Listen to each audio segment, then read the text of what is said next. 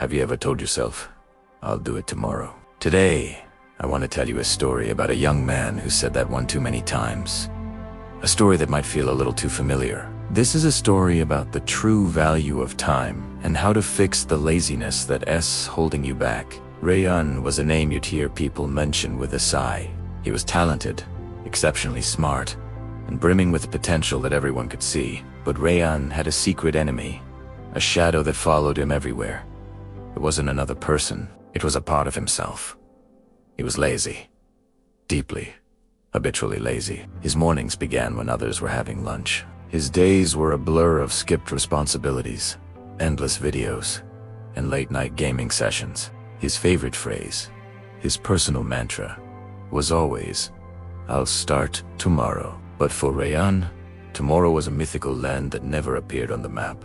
It was a promise he made to himself daily, and a promise he broke just as often. Life was a party, and he was convinced the music would never stop. His parents, of course, saw the storm clouds gathering. His father, a man who understood the currency of time, would often sit with him and say, "Son, the clock is ticking. Time is running, and it doesn't wait for anyone." His mother, her heart heavy with worry, would offer quiet prayers, hoping her son would find his way. But Rayan would just smile, patting their shoulders with the casual confidence of youth. "Relax," he'd say. "I'm young. I've all the time in the world." He genuinely believed it.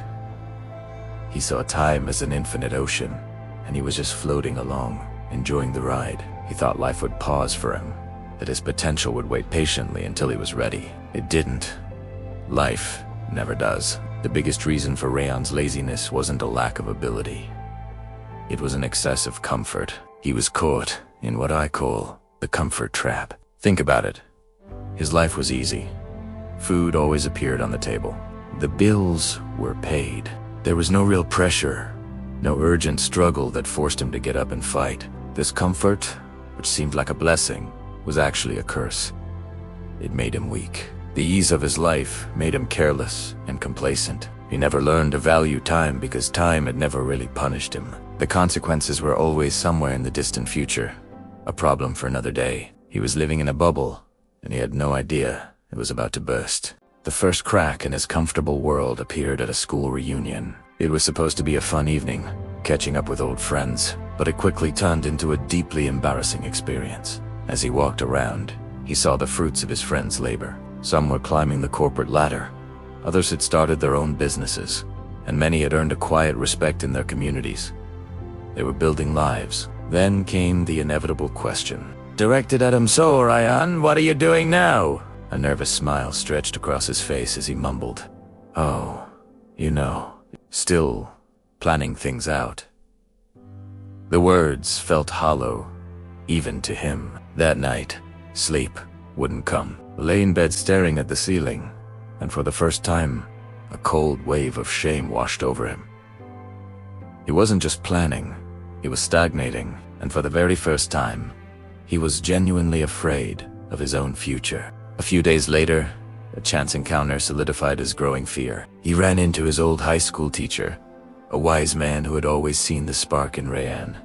After some pleasantries, the teacher looked him in the eye and asked a simple, yet piercing question. "Rayan, are you proud of the life you are living?" Rayan had no answer.